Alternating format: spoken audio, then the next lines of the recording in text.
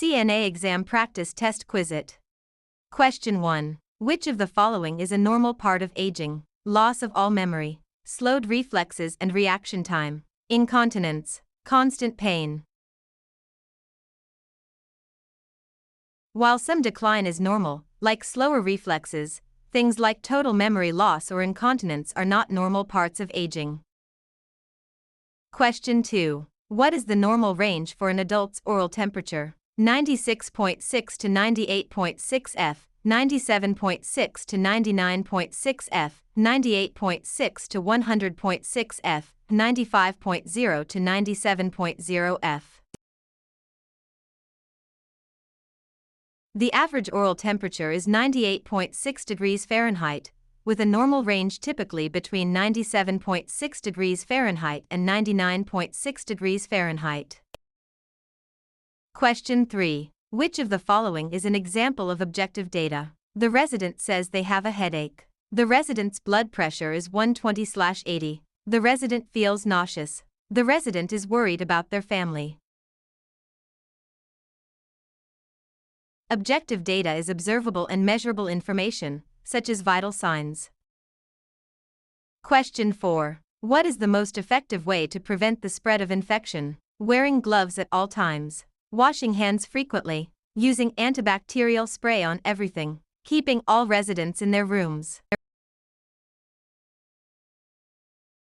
Hand washing is the single most important practice in preventing the spread of infection. Question 5. How often should a resident who is unable to move be repositioned? Every hour, every 2 hours, once per shift, only when they complain of pain. To prevent pressure ulcers, immobile residents should be repositioned at least every 2 hours.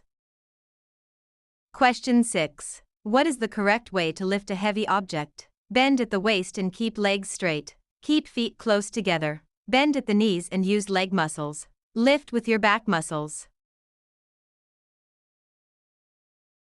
Proper body mechanics involve using the strong leg muscles and keeping the back straight to prevent injury.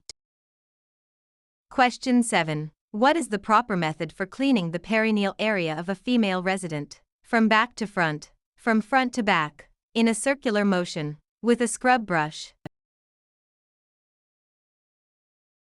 Cleaning from front to back, cleanest to dirtiest, prevents the spread of bacteria from the anal area to the urethra.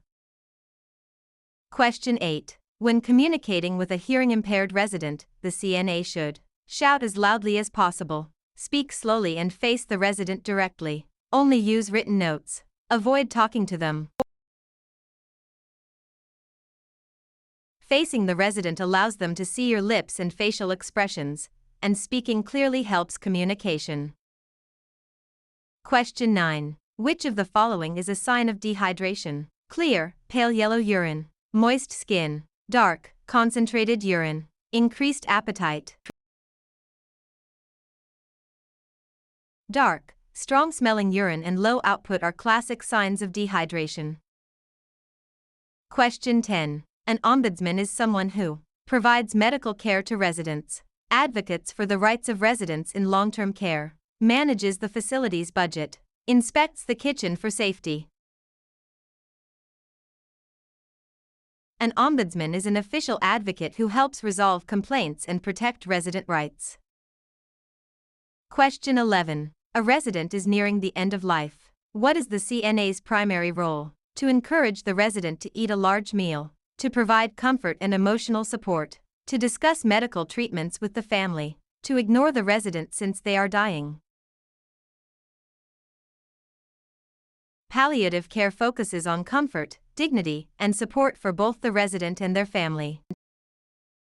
Question 12. If a resident is in a vest restraint, how often must they be checked? Every 15 minutes, every hour, every 2 hours, once per shift.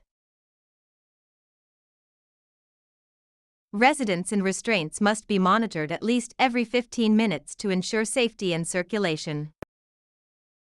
Question 13. If a CNA sees another staff member hitting a resident, what is the first action to take? Call the police immediately, stop the abuse and ensure the resident is safe. Report it at the end of the shift. Ignore it if it doesn't happen again. Safety is the priority. The CNA must intervene to stop the abuse immediately. Question 14. When measuring a resident's blood pressure, the first sound heard is the diastolic pressure, pulse pressure, systolic pressure, mean pressure. The systolic pressure is the top number and represents the pressure when the heart contracts. Question 15. What should a CNA do before entering a resident's room? Walk right in. Knock and wait for permission to enter. Call out the resident's name from the hall. Check the resident's chart. Knocking is a matter of respect and privacy for the resident's home. Question 16. When dressing a resident with a weak right arm, which arm should be dressed first? The left arm, the right arm, both arms at the same time. It doesn't matter. When dressing, always start with the weak or affected side first. Dress affected/weak. Question 17. What is a common sign of a urinary tract infection, UTI, in an elderly resident? Sudden confusion, increased appetite, better sleep, improved mobility. In the elderly, UTI is often present with cognitive changes or delirium rather than just physical symptoms. Question 18. When should standard precautions be used? Only for residents with known infections. Only when the resident is coughing. For every resident at all times. Only when the nurse tells you to. Standard precautions are designed for use with all patients to reduce the risk of transmission of pathogens. Question 19. A resident refuses a bath. What should the CNA do? Force the resident to bathe. Skip the bath and try again later. Tell the resident's family. Document that the resident is difficult. Residents have the right to refuse care. The CNA should respect the refusal and try again at a different time.